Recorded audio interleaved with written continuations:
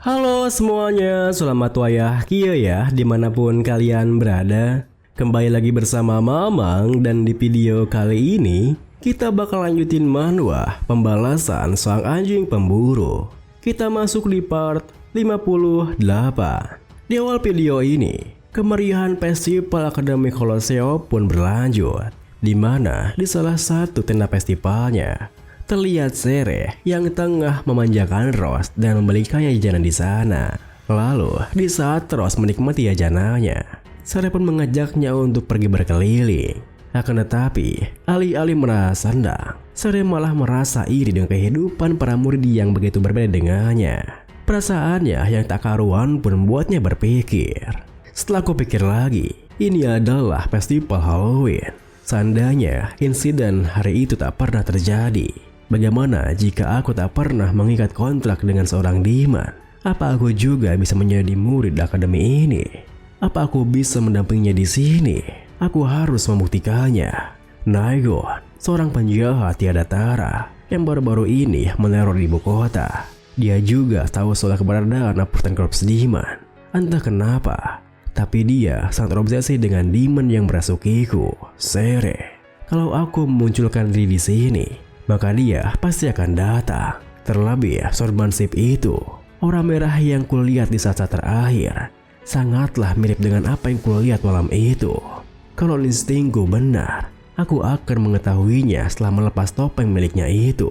Tapi kalau Naigon adalah dia, apa yang harus kulakukan? Kalau dia melihatku sekarang, apa yang akan dia katakan?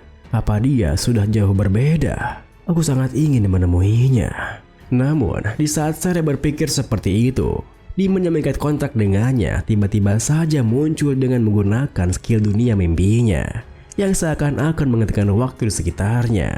Berhentilah berpikir, sudahilah kebingunganmu itu. Serahkan semuanya kepadaku. Tentu saja, kemunculan Demon tersebut membuat Sere terkejut. Meskipun begitu, ia segera menenangkan dirinya lalu menuturkan, "Bukankah ini melanggar kontrak kita? Perjanjian kita sangat sederhana. Aku meminjam kekuatanmu dan sebagai imbalannya, kamu bisa mengambil alih tubuhku setelah aku mati. Dan kamu bisa mengendalikan tubuhku selama 1 jam saat aku mengizinkannya. Jadi, hentikanlah dunia mimpi gila ini dan nyala. Jangan harap kamu bisa mengendalikanku sepenuhnya." Melihat tingkahnya yang seperti itu, Demon yang berkontak dengannya pun malah semakin ingin mengambil alih tubuhnya. Di mana Demon tersebut tersenyum dan menunjukkan wujud aslinya sembari berkata, "Memangnya apa yang bisa kamu lakukan sendirian saat orang terkasihmu menghilang? Kamu hanya bisa berdiri berdiam, dan kamu malah menikam pamanmu tepat di jantungnya. Hal yang bisa kamu lakukan hanyalah memperburuk segalanya. Tapi berkat diriku, kamu bisa mencari sepupumu kan? Dengan kemampuanku untuk mengumpulkan orang tersayangmu, untuk mendapatkan kembali orang-orang yang paling ingin kamu temui, kamu bisa mendapatkan segalanya kan?" Sere yang tergoda dengan bujuk rayunya pun menatapnya tajam membalas, "Terus kenapa kamu tetap tidak bisa mencintai orang yang paling penting bagiku? Alasan terbesar aku menerima kontrakmu adalah agar kamu bisa menjadi paling tidak mayatnya. Tapi bahkan setelah semua ini, kamu masih gagal. 2 tahun penuh aku habiskan untuk mencari di gunung Larugat Lenoir, tapi hasilnya tetap nihil. Jadi jangan menggangguku, karena aku akhirnya menemukan petunjuk tentang dirinya." Tentu saja, sikap yang keras kepala seperti itu membuat Demon tersebut kebingungan. Bagaimana bisa keteguhan hatinya sangat kuat sekali. Namun, saat Demon tersebut bertanya-tanya, mungkinkah konektornya ini belum rusak sepenuhnya, tiba-tiba saja dikejutkan ketika mencium bau darah Demon dari sebuah bar di dekat sana, yang membuatnya ingin segera pergi menjauh dari sana. Kita harus segera pergi sekarang juga. Aroma seorang Demon Hunter selalu kuat bagiku." Mendengar perkataannya, Sere yang teringat dengan sosok Naigon pun tentu tak mengindahkan permintaannya untuk pergi. Malahan, ia segera berlari menuju bar tersebut yang membuat Demon kontraktornya bertanya marah. "Hei, mau kemana kau?" Tentu saja, kemarahan Demon kontraktornya sama sekali tak bisa menghentikan dirinya. Bahkan harapannya untuk bertemu dengan Naigon malah semakin besar ketika ia tiba di depan barnya. di mana ia bisa melihat Neng Dolores yang mengenakan kostum Naighon tengah berbincang dengan seorang pelanggan. "Pak, kalau Anda tidak mengikuti aturan kami, maka kami harus mengusir Anda loh. Silakan nikmati makanan Anda ya." Melihat sikap yang seperti itu, yang begitu ramah pada seorang pelanggan, Sere pun segera tersadar jika sosok yang dilihatnya bukan Naighon yang asli. "Hah? Naighon adalah seorang wanita? Mustahil. Dia cuma memakai kostum Naighon ya?" Menyebalkan sekali. Tepat setelah mengatakan itu, Sere yang begitu kesal karena merasa seperti dikebohongi pun segera menggunakan skillnya, di mana ia mengaktifkan lingkaran magic pemanggilan undead yang melingkupi hampir seluruh area festivalnya. Tentu saja, kemunculan sejumlah besar undead di sana membuat orang-orang di sana terkejut panik bukan main. Meskipun begitu, anggota klub Brooklyn nampaknya masih bisa mengendalikan rasa terkejutnya, di mana mereka segera berkumpul dengan arahan Neng Dolores. Apa dia baru saja membangkitkan pasukan undead? Nekromasi dilarang di wilayah kekaisaran. Artinya dia seorang penjahat. Semua anggota Brooklyn, tolong prioritaskan keselamatan semua orang. Ana, carilah seorang profesor.